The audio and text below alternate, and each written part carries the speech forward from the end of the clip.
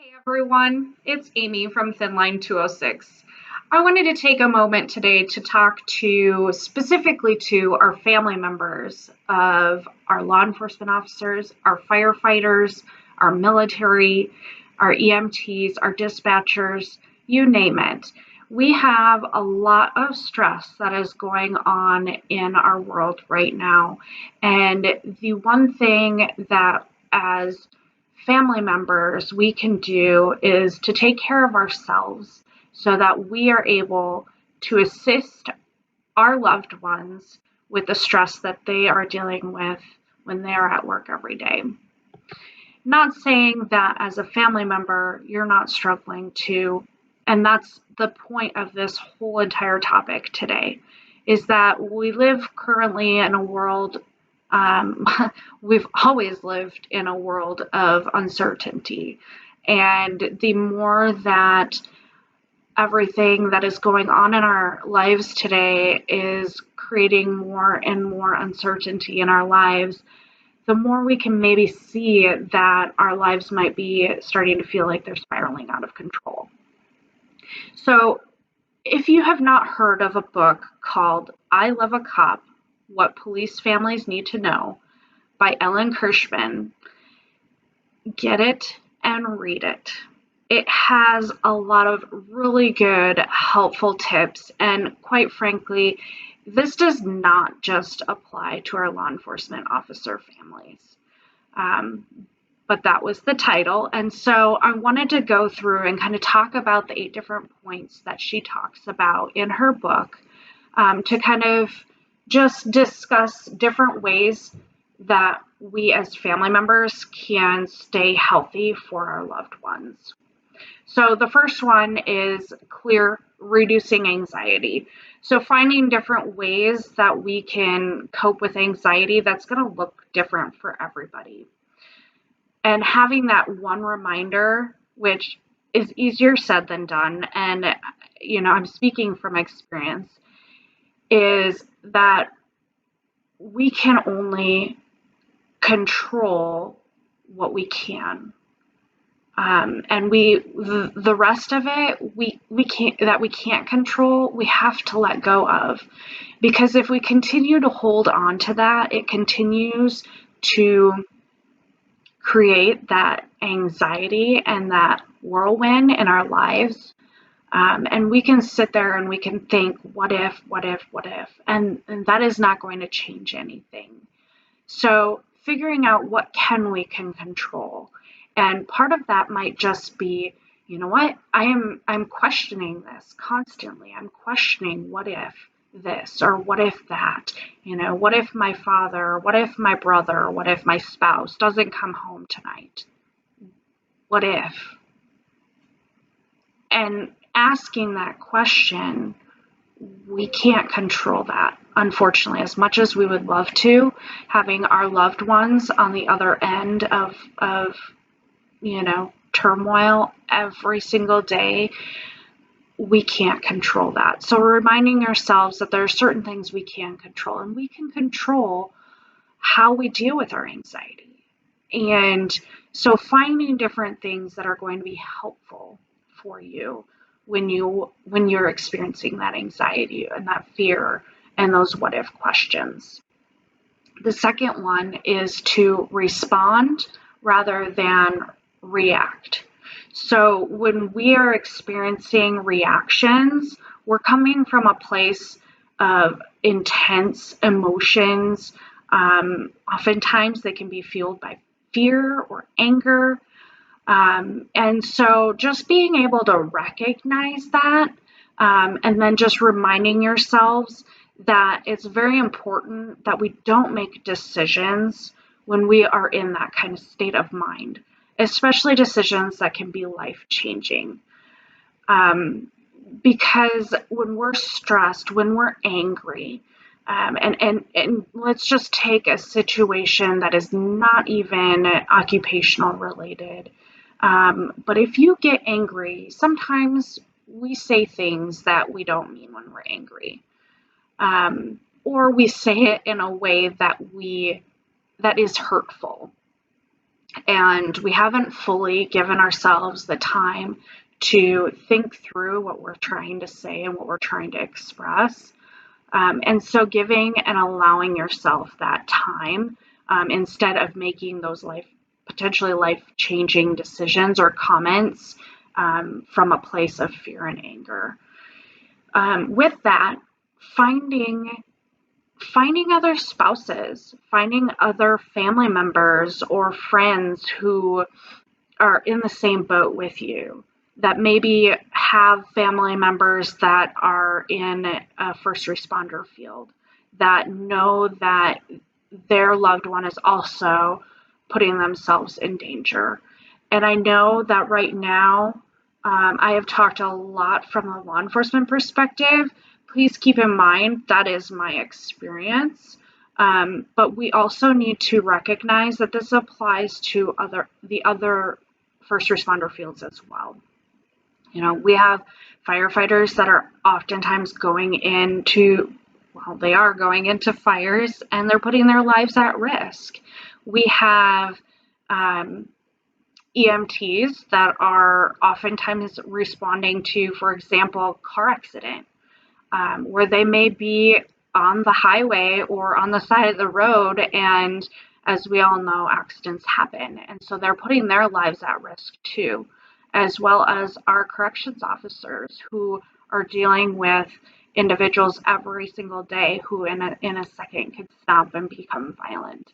So when I talk from a law enforcement perspective, that's because it is my experience, but we also need to open our minds and realize that this is a first responder perspective as well. So just making sure that we're making those connections, and you know, it can be other family members, it can be other officers, or even people from other first responders fields, and you can connect with those families as well, or even individuals who have been retired from the service. And just reminding yourself to stay calm, and by doing so, you're going to find that you're going to be responding fairly. You're going to be able to express support for your other the other family members, the other individuals in the department, and in the service field. And by doing so, this protects the relationships with those that you have in the community as well. And it reduces your reactivity to what's going on. The third thing I want to talk about that she discusses in her book is taking the long view. So when we are experiencing ongoing stress in this field, sometimes it can feel never ending and it can just skyrocket the stress. And when we dwell on that, that can just constantly make us continue to feel like it's never ending because that's all we're thinking about. But reminding ourselves that this too shall pass. There has been multiple times in our history where there has been unrest, you know, whether it's a war, whether it is, you know, fires, or even, you know, our current situation, you know, where our law enforcement officers are, you know, experiencing some strong emotions from the community, which I understand. But our topic today is about how do we support those individuals. And so reminding ourselves that those things have happened before and this too shall pass. And so we will get through this, is what I'm trying to say. Finding ways to build better relationships with the public and within multiple diverse communities. And this is something that if you are in the field, or if you're a leader in the field, you can implement in your own department. I saw that in my area, one of our police chief is actually creating a cultural board where individuals from diverse backgrounds are coming together and helping teach our law enforcement officers how can they respond better that is equipping them with tools when dealing with different religious backgrounds, different racial backgrounds, cultural backgrounds, and beliefs. So I just think that is awesome, and continuing to be able to, try and implement that in other communities would be very helpful. With that, also, families reminding yourself and learning about officer safety, learning about positive self-talk and what that looks like, finding different self-soothing skills that can help reduce anxiety. One of the ones that I have found beneficial in the last probably week and a half has been yoga.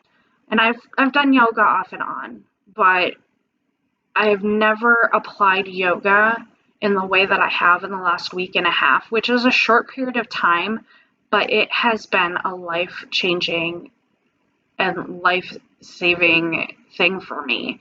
It has greatly reduced my anxiety with everything that's going on.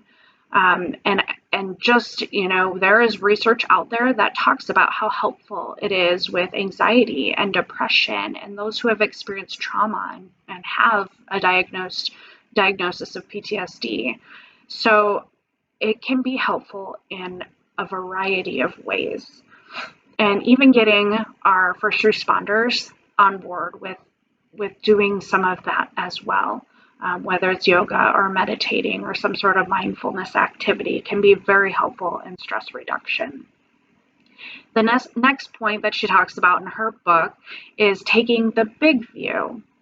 So we just talked about taking the long view. Now we're going to talk about taking the big view. So the big view is talking about that support and respect that law enforcement have within a community. And oftentimes we forget and we often underestimate what that support and respect looks like, especially right now. And so reminding yourselves that people do support our law enforcement officers, and they can support our law enforcement officers and what they're doing, and also support change when it comes to a racial, to the racial stuff that we're talking about today, and trying to decrease and get rid of racist comments, acts, etc. And so it is possible for people in our community to have both of those things, and it's not a we versus them, or it's not two ends of the perspective here. It's coming together and figuring out a way that we can improve and that we can be self-aware and change the things that we are doing. And we can't change a world. We can try, but going back to our first point, we can only control what we can control. And what that looks like, and I often talk to my clients about, is take a piece of chalk, go into your driveway or wherever you can find some cement, and draw a circle around your feet. Anything that is in that circle is what you can control, nothing else. Everything outside of that circle is out of your hands and out of your control. So reminding yourself that you are the only thing you can control. You can try and educate, like I'm doing right now, and you can provide people with different tips and tools. But where I'm sitting right now, the only thing I can control is myself and my actions. And unfortunately, that's also what we can control as a law enforcement community, is we can only control ourselves. And so being able to apply that into your life and looking at the bigger view, as well as, talking to our children, our family, our friends, or on social media about that bigger perspective, and reminding people that, especially our other first responders, that you do have support. Sometimes it may feel like you don't, especially when you look at social media, which we'll talk about in a second. But there are people out there that do support you. And again, you can be on, and I hate saying on one side, because it really isn't about that, but you can support law enforcement officers and first responders and also support this racial change that is going on that people are trying to make. Also connecting with community groups. There are lots of support groups, and if you don't have one in your community, you can always start one. You know other people that are in the field, you know other family members. It's not going to take a whole lot to be able to gather people together for coffee and talk about what's going on and how you're feeling about everything. And there are tools out there online on how you can get that started. And I will be providing you with a bunch of articles this week on how you can support first responders' families, and how you can start support groups to help support each other. So stay tuned and look for that information, which will be coming out this week. So as I said, I was going to talk a little bit about social media. So when the coronavirus came around, you probably heard a lot of people that were saying, limit your time on social media. That's going to be a huge stress reducer in not having to look at and constantly see all the numbers of deaths and all the negativity that's going on in the world. And it's not saying keep yourself blind to it. That's not what I'm saying. What I'm saying is be aware, but not too aware where you are taking yourself onto that other perspective and stepping out of that circle of what you can control and creating more anxiety for yourself. So reminding yourself, looking and staying in that circle and limiting maybe your time and your children's time on social media to help kind of reduce that stress and that anxiety in the home. And, you know, having a discussion with your kids about thinking critically when they are reading and hearing things in our community about what's going on, and explain to them, because they see it. They know that there's stuff going on. They're going to hear some things from their friends and other families, because remember, we can only control what's in our circle. And so kids are going to hear those things from other areas of their lives, and we can't control that.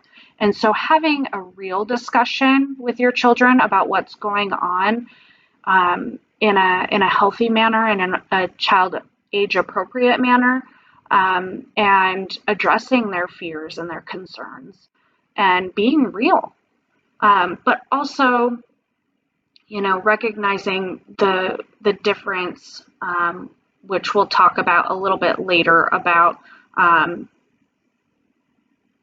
the difference between possibility and probability, which we'll get to. Also, teaching self-care. So that's the next point that she talks about in her book, is finding something that is healthy, being able to find ways to think clearly, because sometimes when we are in the situations that we are currently, it's hard to think beyond right now, but it is possible. So finding what that is for you, and implementing that into your life. And encourage other families to pay attention to what they're experiencing as well. So not just in your mind, experiencing in your bodies, experiencing through your emotions and your breath. If you really pay attention, you'll notice that we really do hold our emotions and our experiences in our bodies. And so finding ways to reduce that stress, but first we have to identify what those signs are for us so that we can implement it when it happens. And a really good way to do that is to exercise.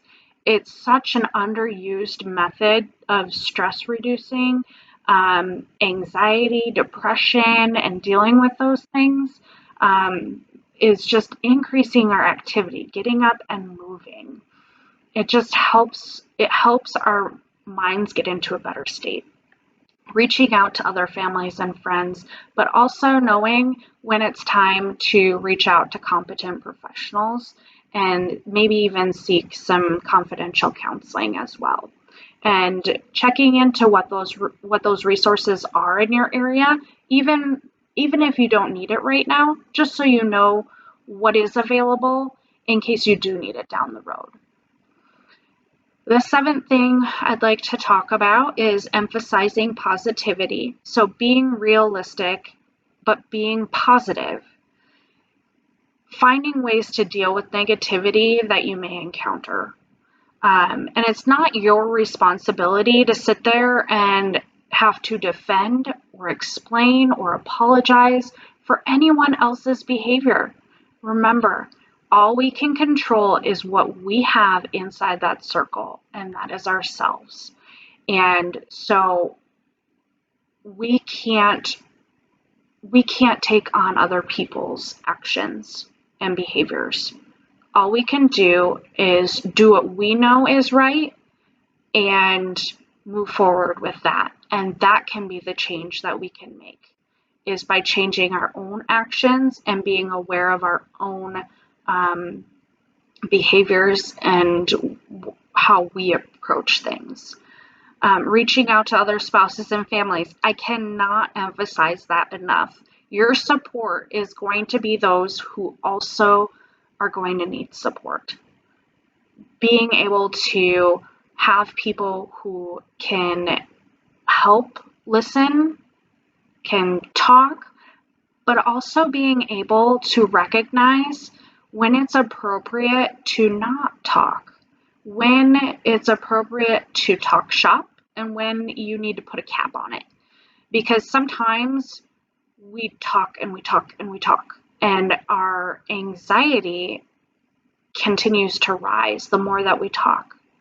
And sometimes we just need to have a moment of silence or to focus on something else for a little while for our own mental health. So recognizing when you just can't talk about that anymore, and that's okay. Seeking out hobbies, maybe even volunteering, trying or learning something new. What a great time, when I know that everything's kind of starting to open up and people aren't in quarantine anymore.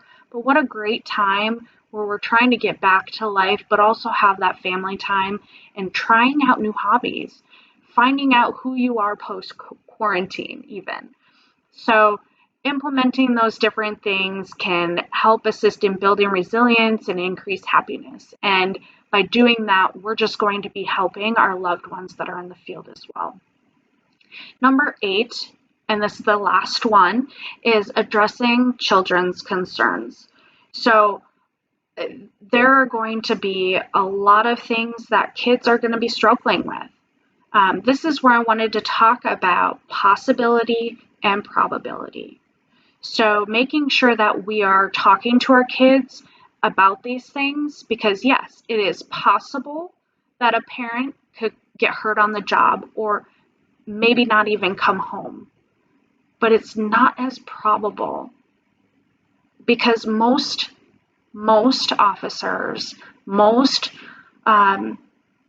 individuals in the first responders field do go to work and come home safely every single day. And yes, there are those incidences where they don't. So it is possible, but the probability is very low. It's not as probable. Younger children, recognizing and identifying that a lot of what they might be struggling with is more the separation and the anxiety, whereas, usually older kids can kind of understand things a little bit more when it comes to that. They may still be struggling with the anxiety portion. Oftentimes, the older kids tend to struggle more with like the spotlight being on them, or people knowing that you are dealing with all this extra stress. And so kids, depending on their ages, may be struggling with different things. And so being able to kind of tailor that when you're having those conversations.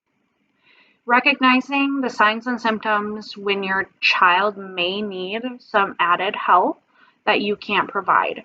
So, again, finding what those resources are in your area and being able to have those on hand in case if your child does need some professional help. Maybe their anxiety is getting out of control, or their depression, or what have you. And you've tried everything that you can. That does not mean that you're a failure as a parent. It just means that they need something more. And so having those resources available so that you can jump on that when you need to, if you need to. And although like I said, you may not have all the answers, just continuing to listen to your children carefully, and, reassuring them that their feelings are very normal, and that you experience them too, so that they know that this is something that most families experience, if not all. And just normalizing that and validating their feelings is going to be huge in reassuring them. And staying in touch more frequently may even help with that as well. So with technology being great, when your spouse has a few minutes, being able to have them call, or, your whomever it is that's in the first responder field, using your technology to your advantage to be able to keep in touch, and reminding yourself that your kids are going to react to your emotions more than they're going to react to what's going on in the world, because what they see is what's immediate to them. They see more of you and your family and their friends than they see of the rest of the world. So they're going to pick up on those emotions and that anxiety and stress a lot more. So if you're taking care of yourself, you're going to be taking care of your kids, and as well as the first responders in your lives. So the stronger, more resilient families we have, the stronger and more resilient officers and first responders we have. And when they feel stronger and they feel more resilient, they're going to feel more supported, both at work and home.